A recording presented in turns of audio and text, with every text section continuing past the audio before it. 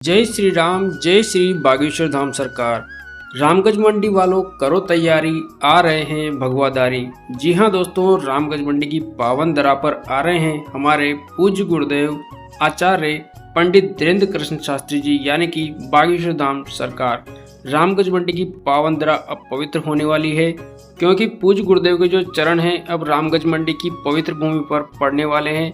यानी कि जो आचार्य धीरेन्द्र कृष्ण शास्त्री जी की कथा होगी, ये रामगंज मंडी के पास ही में जो मोड़क जंक्शन है, मोड़क जंक्शन के पास में फतेहपुर गुंडी का जो रिको इंडस्ट्रियल एरिया है, वहाँ पर आचार्य धीरेन्द्र कृष्ण शास्त्री जी की कथा होनी है और इसका जो कार्यक्रम है वो भी आ चुका है। तो जो भी भक्त इस कथा में आना चाहते हैं या फिर आने की सोच रहे हैं, तो इस वीडियो को लास्ट तक जरूर देखें, जिससे आपको कंप्लीट जानकारी मिल सकेगी। कौन सा रेलवे स्टेशन नज़दीक में पड़ेगा, किस स्थान से आपको कथा स्थल तक पहुंचना है, कैसे पहुंचना है, संपूर्ण जानकारी आपको इसी वीडियो में मिलने वाली है।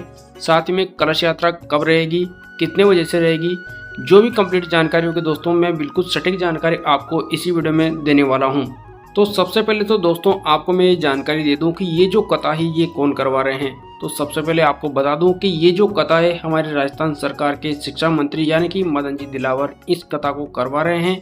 और इस कथा का जो विशेष महत्व है गौ माता के संरक्षण को लेकर के है। तो सबसे पहले तो अपन बात करें कि ये जो कथा है कब से कब तक होगी। ये जो कथा है 22 तारीख से लेकर के और 25 तारीख तक होगी। यानी कि 22 तारीख को कलश यात्रा निकलेगी, जो कि रामगंज मंडी क्षेत्र में निकलेगी। और इसका जो स्थान है कृषि उपज मंडी गेट नंबर 2 पंचमुखी हनुमान जी की तरफ से ये जो कलश यात्रा यहाँ पर प्रारंभ होगी।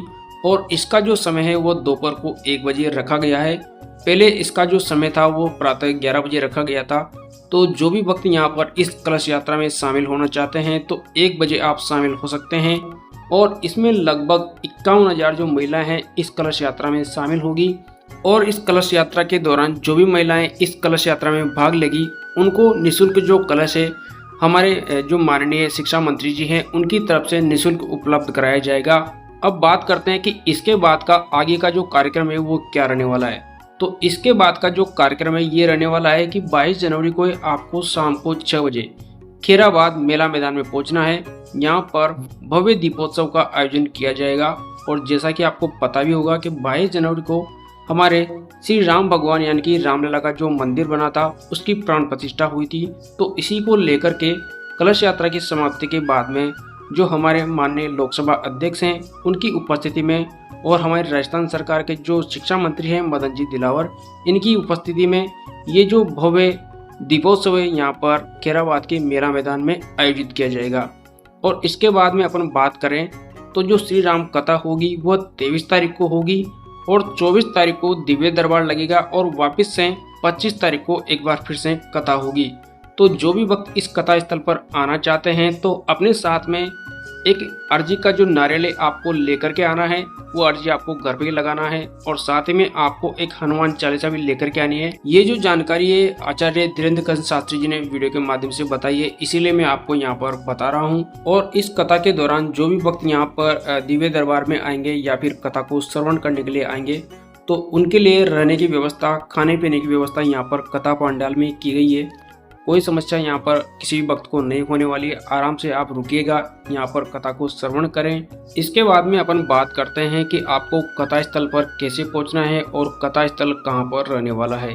तो आपको बता दें, गुंदी फतेहपुर रिको औद्योगिक क्षेत्र रामगंज मंडी कोटा, ये यहाँ पर कथा स्थल रहने वाला है। आपको कैसे पहुँचना है, जो मोड़क की फैक्ट्री है उसी से आपको आगे रिको इंडस्ट्रियल एरिया में चलना है। और रिको इंडस्ट्रियल एरिया में जैसे आप चलेंगे तो आपको राइट साइड पर टर्न लेना है। राइट साइड पर जैसे आप टर्न लेंगे तो आपको डायरेक्टली जो कथा स्थल है ये मिल जाएगा। अब बात करते हैं कि इसके नज़दीकी जो रेलवे स्टेशन है कौन कौन से हैं। सबसे पहले तो आपको बता दें, ये जो क्षेत्र है ये रामगंज मंडी का क्षेत्र है। तो रामगंज मंडी रेलवे स्टेशन सबसे नज़दीक में है, जो कि कथा स्थल से मात्र 8.5 किलोमीटर की दूरी पर है। इसके बाद में जो अगला रेलवे स्टेशन है ये मोड़क है। तो मोड़क से भी ये जो दूरी है लगभग 9 किलोमीटर की यहाँ पर पड़ने वाली है। और यहाँ पर जो भोपाल जाने वाली ट्रेनें हैं, भवानी मंडी जाने वाली ट्रेनें हैं, इन स्टेशन पर रुकती है। अगर यहाँ पर बाई चांस आपकी जो ट्रेनें वो नहीं रुक पाती है तो बड़ा जो रेलवे स्टेशन है ये कोटा जंक्शन है। कोटा जंक्शन पर हर जगह की, हर स्टेट की जो ट्रेनें यहाँ पर रुकती है। और यहाँ से डिस्टेंस की अपन बात करें तो 75 किलोमीटर आपको रामगंज मंडी का क्षेत्र पड़ने वाला है, जहाँ पर ये कथा स्थल है। और अगर अपन बात करते हैं यहाँ पर बस की, तो बस से भी आप आराम से पहुँच सकते हैं। कोटा के 2 बड़े बस स्टॉप हैं, एक नयापुरा में है और एक डीसीएम वाला है। यहाँ से आप बस में रोडवेज में बैठ करके और दरा होते हुए, मोड़क होते हुए आपको रामगंज मंडी पहुँच जाना है। और मोड़क भी आप उतर सकते हैं या फिर रामगंज मंडी भी आप उतर सकते हैं। यहाँ से आप ऑटो लेकर के कथा स्थल पर आसानी से पहुँच सकते हैं। और सबसे अच्छी बात आपको मैं बता दूँ कि इस कथा के दौरान जो भी ऑटो चलेंगे, टेम्पो चलेंगे, वो बिल्कुल निःशुल्क यहाँ पर भक्तों के लिए चलाए जा रहे हैं हमारे माननीय शिक्षा मंत्री जी के द्वारा। तो बिल्कुल भी आप निश्चिंत होकर के इस कथा स्थल पर पहुँचें और गौ संरक्षण को लेकर के, गौ माता को लेकर के इस कथा को आप जरूर से श्रवण करें। तो जो भी भक्त यहाँ पर इस कथा को श्रवण करने आ रहे हैं, कमेंट में जय श्री राम, जय बागेश्वर धाम सरकार जरूर से लिखें। और कथा स्थल की, कलश यात्रा की आगे की वीडियो देखने के लिए हमारे इस चैनल को जरूर से सब्सक्राइब करें। तो दोस्तों, आपको ये जानकारी कैसी लगी कमेंट करके जरूर बताएं। मिलते हैं आपसे कथा स्थल की जानकारी के एक और नए वीडियो के साथ में, तब तक के लिए जय श्री राम।